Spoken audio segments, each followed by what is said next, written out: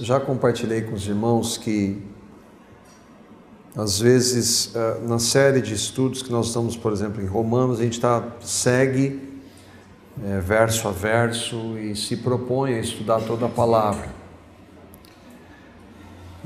Mas às vezes eu entendo, eu não gosto de dizer a expressão que Deus falou comigo, porque se eu disser que Deus falou comigo, aí não vou estar enganado, mas eu posso estar às vezes. E veio o incômodo no meu coração de poder trazer uma reflexão que nós vamos ver hoje. Um incômodo que dá no coração e a gente ora e pede ao Senhor para confirmar, e algumas coisas acontecem, às vezes a gente entende que é a direção dele. Há coisas claras na palavra que nós não precisamos orar, ele mesmo mostra, mas questões como essa, por exemplo, o que nós vamos tratar num domingo? Depende de uma direção dele. E o texto que eu gostaria de ler já de início é Mateus capítulo 9, o versículo 38. A seara é grande, mas os trabalhadores são poucos. Peçam, pois, ao Senhor da seara que envie trabalhadores para a sua seara. E então eu estava meditando nesse texto e por coincidência eu recebi um vídeo, e eu gostaria de alguns chineses recebendo Bíblias. E eu gostaria de que nós assistíssemos agora um pequeno vídeo de uma outra realidade e que eu espero que incomode você assim como me incomodou.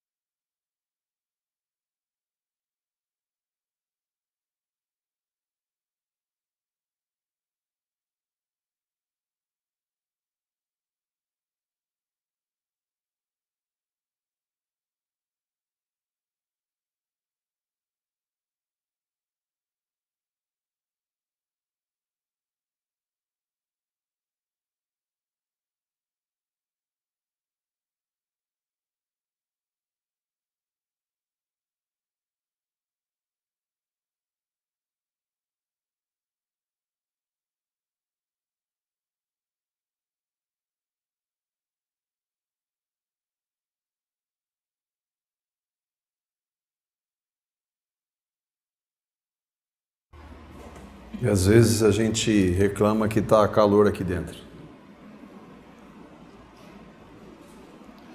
Uma organização chamada Voz dos Mártires levantou há mais de 10 anos que mais de 400 cristãos morrem todo dia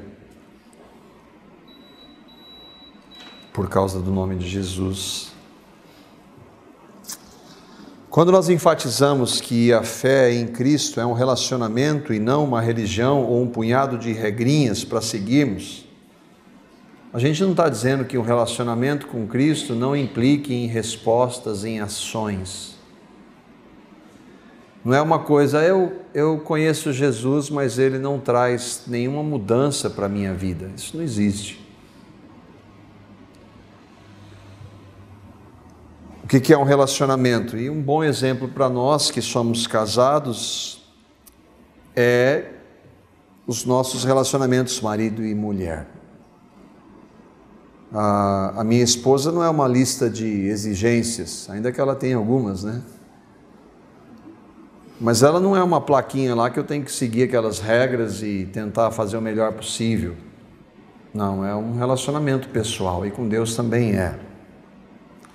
Um relacionamento pessoal envolve ouvir, falar, envolve argumentar, pensar junto, dar atenção, demonstrar praticamente que ama, dar importância, considerar a vontade. Se eu disser que eu amo a Carla e não ouvir, não der atenção, não conversar, não fazer a vontade dela, não sempre, é claro, né?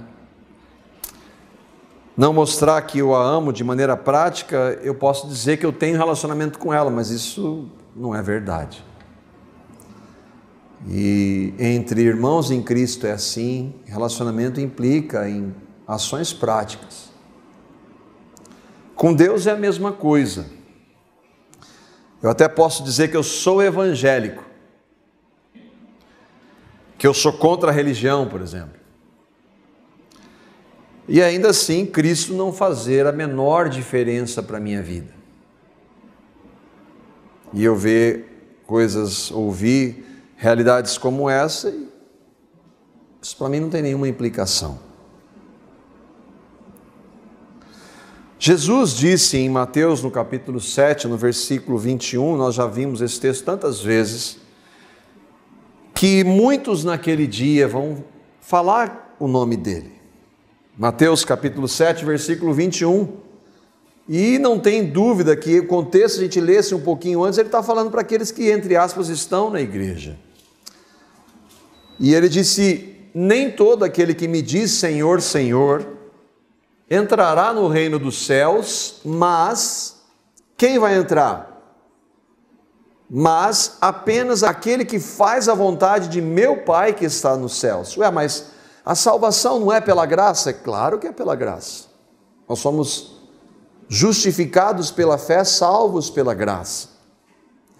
Mas essa salvação transforma as nossas vidas e nos leva a querer fazer a vontade daquele que nos salvou.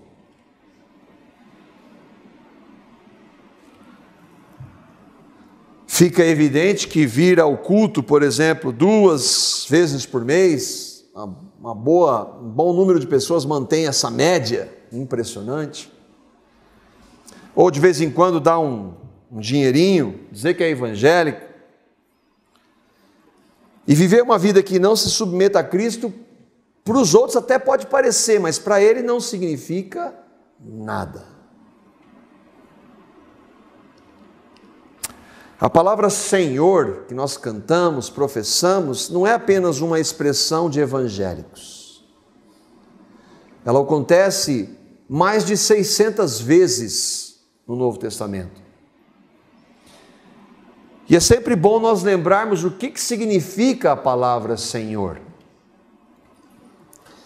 E quando a gente olha para ela no seu original, a gente vai entender e meditar se quando eu digo que Ele é Senhor, Ele está sendo, eu vou perguntar se Ele realmente está sendo o Senhor da minha vida. No contexto Senhor é a pessoa que exerce o direito de propriedade absoluta. É um proprietário que tem todos os seus direitos sobre a sua propriedade. Quando eu digo que Cristo é Senhor da minha vida, Ele é dono da minha vida. Não é uma expressão de evangélico. A figura do Senhor que é tirada ali, e quando Paulo usa ele, nós às vezes usamos a tradução, Paulo diz, Paulo, eu, apóstolo e servo, Paulo está dizendo, eu, Paulo, sou escravo de Cristo. O Senhor ali era o dono de escravos. Que direito tem um escravo? Nenhum.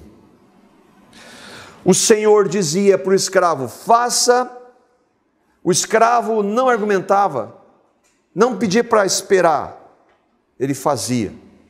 O Senhor dizia, não faça, o escravo não fazia.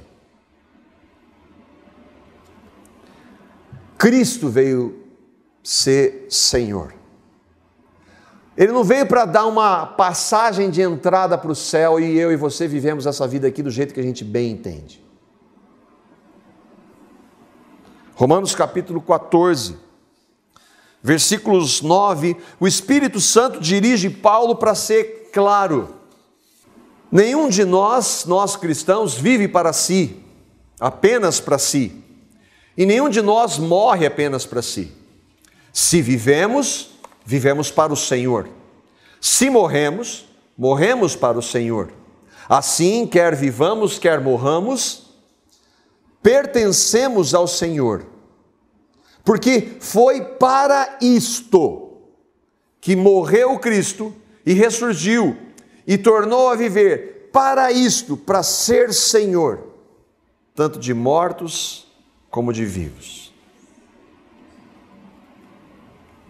Nenhum de nós vive apenas para si e nenhum de nós morre apenas para si. Ou seja, nós não estamos aqui como cristãos para satisfazer os nossos desejos egoístas. Eu vivo como eu quero. Se nós vivemos ou se nós morrermos, nós pertencemos ao Senhor, ou seja, Ele é dono da minha vida. Foi para isso que Ele veio.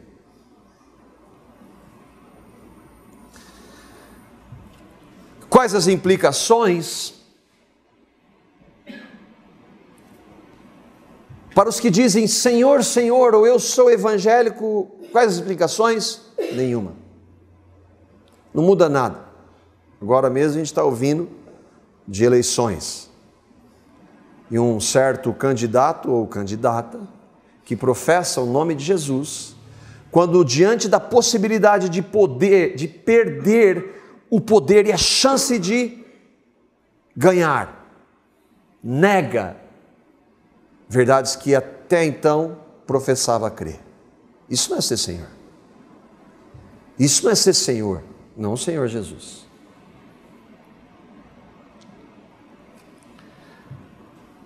A minha opinião deve ser a opinião de Cristo. A minha vontade deve ser a vontade de Cristo. A minha alegria deve ser a alegria de Cristo, ou o que alegra Cristo. O meu desejo deve ser obedecer a Cristo. Em tudo, com todos e a todo momento. Isso é ter Cristo de verdade como Senhor. O que isso tem a ver com a reflexão nossa? Se você crê em Jesus, que você foi salvo de verdade por Cristo, e eu fico pensando, quantos de vocês têm convicção absoluta disso?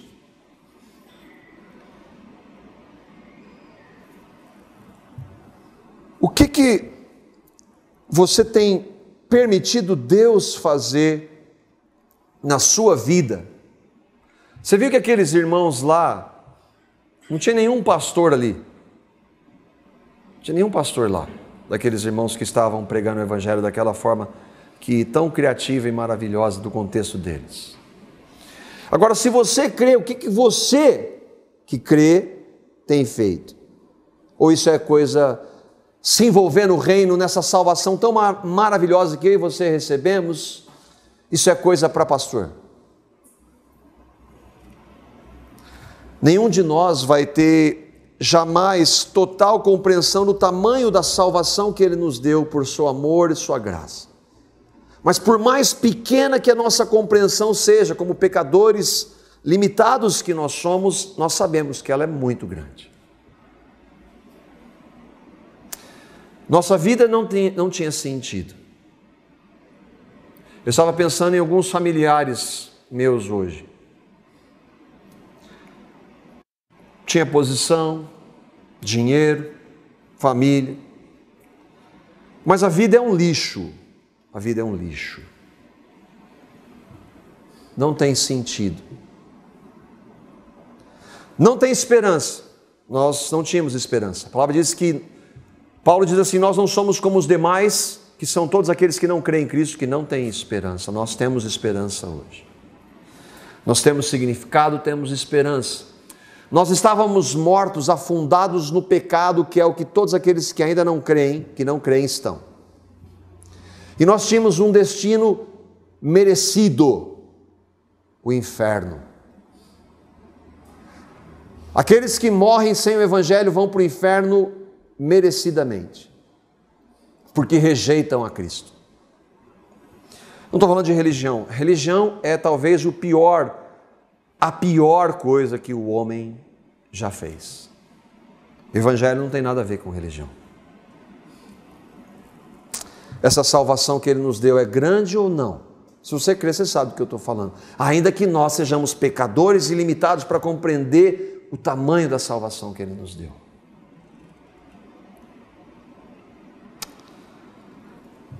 Jesus veio para ser Senhor da minha e da sua vida. Nós que nascemos de novo, que fomos convertidos, que recebemos a Cristo, que cremos na nossa morte e ressurreição com Cristo, as maneiras de nós expressarmos isso, elas podem variar. O que acontece é que se isso aconteceu de verdade, se isso ocorreu de verdade, esse Jesus veio para ser Senhor da minha e da sua vida, Ele veio para transformar as nossas vidas. Todas as áreas das nossas vidas. Nossos relacionamentos, a nossa postura no trabalho, no lazer, onde quer que nós estejamos, Ele veio para transformar as nossas vidas. Por que nós somos salvos? Nós somos salvos porque Deus nos amou. Nós somos salvos porque Deus é misericordioso e gracioso. Por causa disso nós somos salvos. Por causa do amor de Deus por nós que não queríamos, não buscávamos. Fomos salvos por causa do amor. Agora, para que nós somos salvos?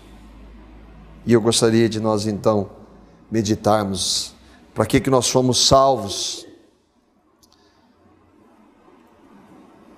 Para que você foi salvo? Primeiro que você não foi salvo para um dia ir para o céu. Isso vai acontecer. Mas esse não é o objetivo, você sentar e esperar o céu vir. Jesus vai voltar. Vai voltar. Mas eu e você não fomos salvos agora, nesse momento da história, para esperarmos Jesus voltar. Essa deve ser a nossa maior esperança. Mas essa esperança tem implicações para essa vida, aqui e agora. Um dia nós estaremos novos céus e nova terra, como diz Pedro, no capítulo 3, de segunda carta de Pedro, os versículos 12 e 13. E Pedro esperava a volta de Jesus, mas ele esperava de maneira totalmente diferente que nós. Ele sabia o que é viver e morrer por Cristo. Ele diz que, esperando o dia de Deus e apressando a sua vinda, nós devemos estar. Naquele dia, os céus serão desfeitos pelo fogo e os elementos se derreterão pelo calor. Todavia, de acordo com a sua promessa, a promessa do Senhor, esperamos novos céus e nova terra, onde habita a justiça. Um dia, tudo isso aqui vai ser consumido. Literalmente, aqui é literal esse texto. E nós um dia estaremos em novos céus, nova terra, que Ele preparou para aqueles que Ele salvou pela sua graça, por amor e de graça. Lá não vai haver mais pecado, dor, sofrimento, morte. Nós estaremos para sempre com o Senhor, quando Paulo diz, em 1 Tessalonicenses. Acontece que eu estou vendo vocês, vocês estão me vendo, isso significa que ainda nós não estamos lá. Ainda não, ele não voltou ainda. Essa é a nossa esperança, mas ele ainda não voltou. Como é que está o senhorio dele na sua vida aqui na terra? Especialmente no seu envolvimento no reino dele. O segundo ponto é que você e eu fomos salvos para a glória de Deus. Esse é o objetivo maior da minha e da sua salvação, glorificar a Deus. Mas o que é esse negócio de fiz isso para a glória de Deus, faço aquilo para a glória de Deus? O que significa essa expressão glória de Deus? Isso não é mais um chavão de crente. Isso tem implicação para a vida. Glória de Deus é o que Deus é, a honra dele, um Deus santo, justo, bom. Os seus propósitos, o seu esplendor, o valor de Deus.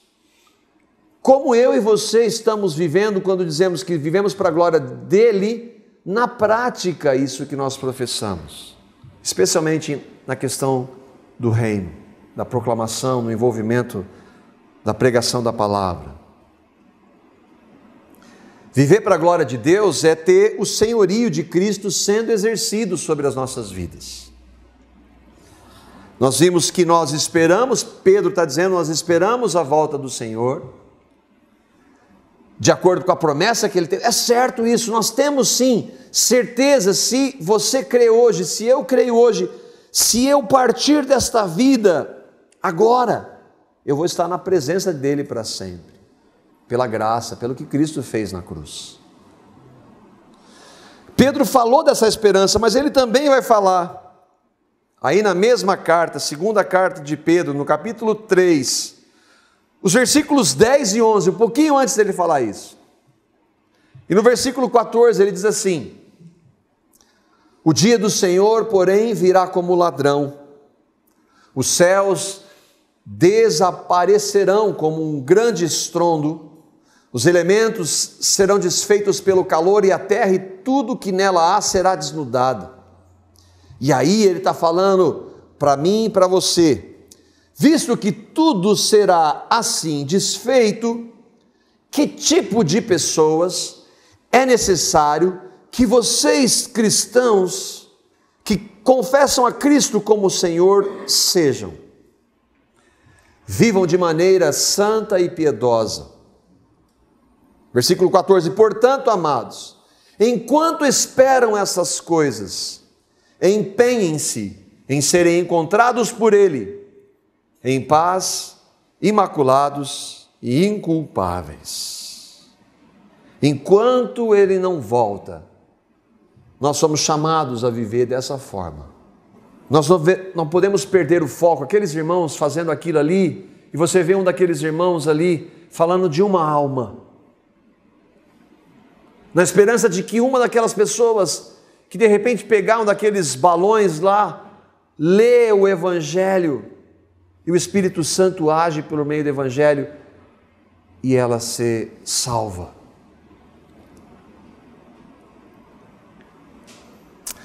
Há várias formas, em essência, de nós vivermos para a glória de Deus. Muitas formas que nós devemos desejar viver para a glória de Deus. Citei o exemplo do relacionamento, no trabalho. Como é que nós nos portamos nos nossos trabalhos, nas nossas casas? Como é que é a nossa postura? Será que nós glorificamos a Ele? Mas uma específica que é o objetivo da nossa reflexão é glorificar a Deus no trabalho da expansão do reino dele, que é o tema da nossa reflexão. Para que você foi salvo? Não foi salvo somente para ir para o céu. Nós vamos lá um dia. Salvo para a glória de Deus. Viver em todos os aspectos da vida, de maneira que Ele seja, a glória seja honrado. E aí você sabemos que pecado não honra a Deus. Fazer tudo para a glória de Deus, tudo para a glória de Deus é no seu trabalho você honrá-lo lá. Mas quando eu e você pecamos nos nossos trabalhos, nós não estamos honrando Ele. Quando nós pecamos nos nossos relacionamentos, nós não estamos honrando Ele. Fomos salvos para a glória dEle. E uma das formas de viver para a glória dEle é anunciar o reino dEle. Efésios capítulo 2, versículos 8 e 9, nós sabemos de cor. Mas e o 10? Efésios 2, versos 8 e 9. E o 10? Pois vocês são salvos pela graça, por meio da fé, e isso não vem de vocês. Salvos pela graça, pela fé que é dada por Deus, não vem de nós. É dom de Deus, a fé também é dom de Deus. Não por obras, para que ninguém se glorie. Porque somos criação de Deus, criados em Cristo Jesus para as boas obras, as quais Deus preparou para que andássemos nelas. Você é salvo? Sim. Salvo pela graça, o único meio. Ninguém é salvo por obedecer ou vir à igreja. Salvo pelo que Cristo fez. Se você é salvo, este Cristo, este Deus que o salvou e que me salvou, nos criou em Cristo, nova criatura, nós não somos? Novas criaturas em Cristo. Para as boas obras. Quais as boas obras? As que Deus preparou para que eu e você salvos andássemos nelas. Quais são as que você, como cristão, tem andado? Ou isso é coisa para pastor? Onde você tem se colocado à disposição, buscando o Senhor, pelo menos orado, Senhor, quais são as boas obras que o Senhor preparou para que eu andasse nelas? Fomos salvos por amor e pela graça para as boas obras. E aí que queria voltar no texto do início de Mateus, no capítulo 9, que terminou no versículo 38, eu queria ler com vocês os versículos 35 a 38. Jesus ia passando por todas as cidades e povoados, ensinando nas sinagogas, pregando as boas novas do reino e curando todas as enfermidades e doenças. Ao ver as multidões, teve compaixão delas, porque estavam aflitas e desamparadas, como ovelhas sem pastor. Então disse aos seus discípulos: a seara é grande, mas os trabalhadores são poucos.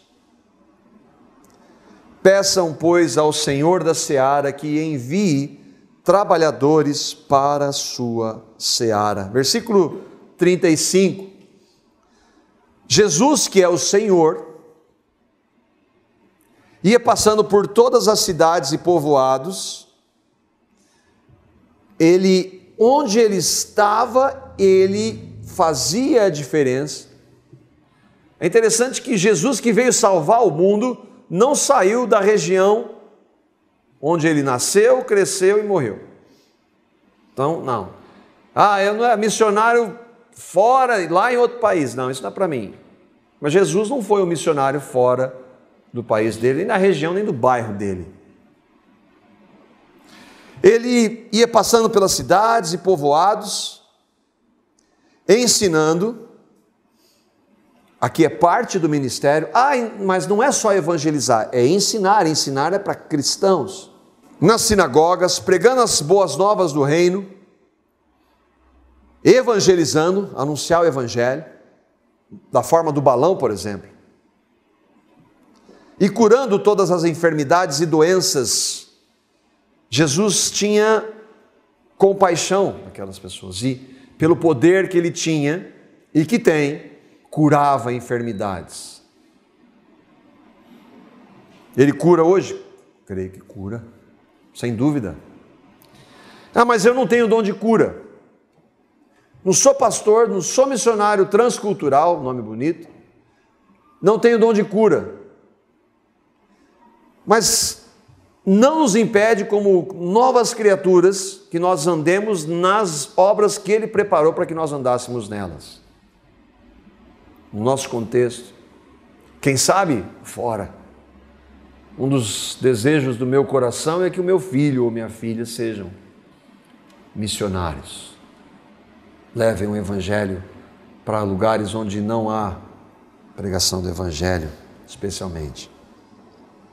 Mas não precisa ser nós como... O que nós estamos fazendo hoje no nosso contexto? Versículo 36. Ao ver as multidões, teve compaixão delas, porque estavam aflitas e desamparadas, como ovelhas sem pastor. Jesus teve compaixão delas. Nós não podemos pregar para multidões, mas a gente tem amigos e familiares que não creem em Jesus, e são muitos, que não entendem o Evangelho, e se morrer, eles iam ter o mesmo destino que eu e você, que não temos mais, por causa da graça, e porque um dia alguém pregou para nós o Evangelho. Não vamos ter. Jesus teve compaixão. E a palavra compaixão, ela é um mover intenso, interno, de amor por pessoas que estão padecendo. Não olha com desinteresse. Aquelas pessoas estavam, e isso nós entendemos claramente, aflitas e desamparadas, o que eu e você éramos antes de crermos no Evangelho. Alguém teve compaixão, a compaixão de Cristo por nós. E nós? Jesus é Deus. Ele podia fazer tudo sozinho. Ele não precisa de nada nem de ninguém. Mas Ele definiu que fosse assim na soberania, que Ele ia usar homens e mulheres pecadores para levar o Evangelho. E Ele escolheu um grupo lá, nada especial, os primeiros. Pecadores como eu e você. E Deus usa pecadores. Puxa, mas eu não tenho condição. Mas ninguém tem condição de nada. A gente fala sempre, sem mim, você não pode fazer nada, Jesus falou. Nós não podemos fazer nada. Mas se nós andarmos nele, Ele vai nos incomodar. E palavras como esta vão incomodar o meu e o seu coração. Ele falou, Senhor, tem misericórdia, eu quero me envolver, eu quero pregar a sua palavra. Onde o Senhor quer que eu esteja?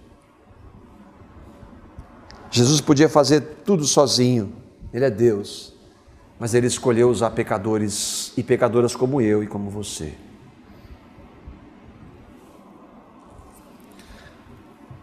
Versículo 37. Então disse aos seus discípulos, a seara, e aí o meu irmão conhece bem do negócio, a seara é grande, mas os trabalhadores são poucos. Jesus disse, a seara é o campo que tem que estar pronto para ser colhido, mas precisa de trabalhadores que colham.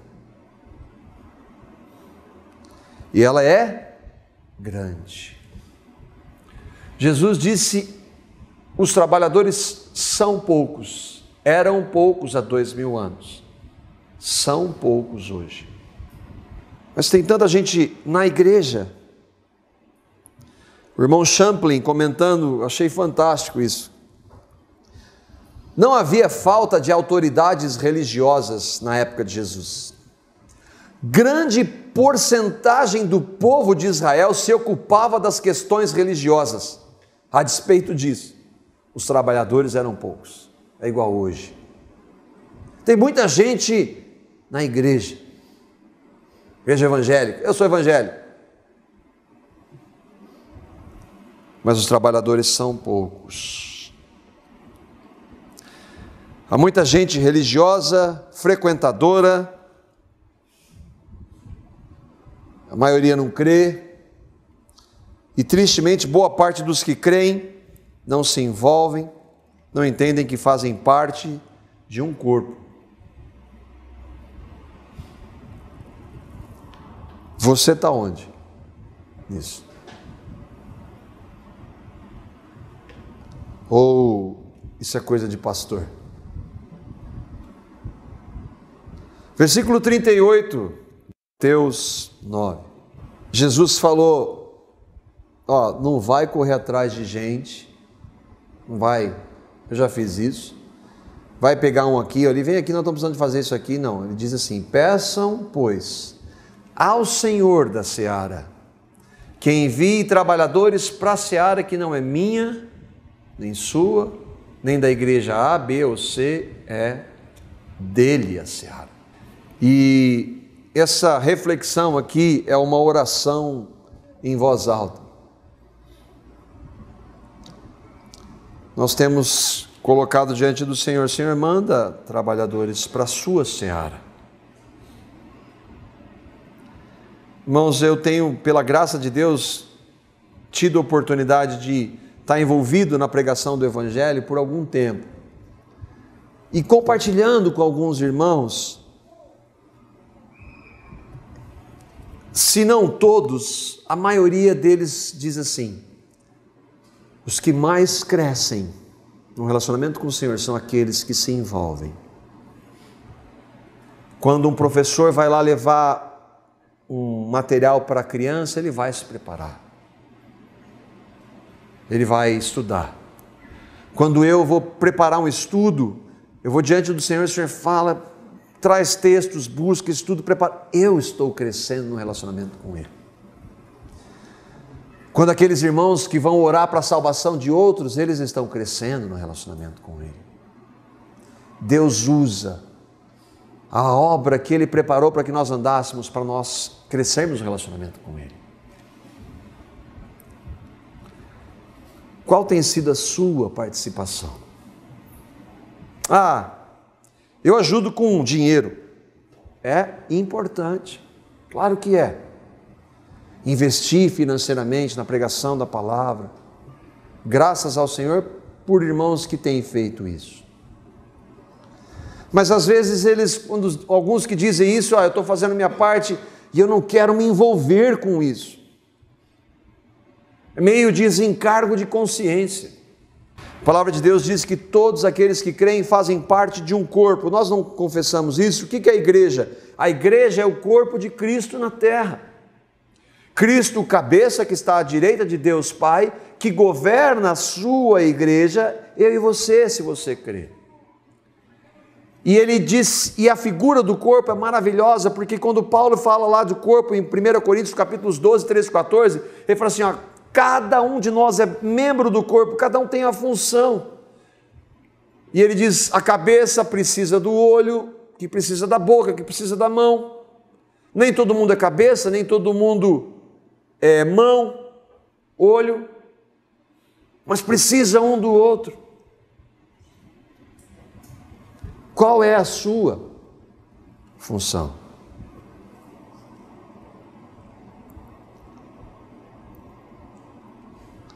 Mas onde e como? Primeiro que deve haver uma disposição, Senhor, eu quero estar envolvido no Teu reino. Eu não fui salvo para esperar o céu. É a minha maior esperança. Mas enquanto eu não estou lá, aqui eu quero falar dEle, para outras pessoas. Eu quero andar mais com outras pessoas para edificar, para ser edificado, para crescer na graça e no conhecimento dele. Então, Senhor, eu gostaria que o Senhor me mostrasse onde o Senhor quer que eu esteja, o que o Senhor quer que eu faça. Me mostra, Senhor. E não espere sentado. Olha, eu gostaria de estar envolvido. Eu gostaria de me colocar à disposição, no nosso contexto, aqui na nossa realidade, os irmãos que participam conosco. E nós podemos orar juntos e começar algumas ações juntos. Às vezes o Senhor vai te mostrar, não é isso que eu tenho para você. Mas esse eis-me aqui é necessário para mim e para você. Só aqui na comunidade nós temos necessidade com crianças, trabalho dos adolescentes, trabalho de evangelismo nas ruas, com casais que a gente está começando, trabalho de evangelismo nas casas, ministério de oração que a gente se reúne, que a gente está, se Deus quiser, se o Senhor permitir, voltar a trabalhar com crianças carentes. Sabe por que a gente não voltou ainda hoje com o trabalho que tinha? Porque não tem gente.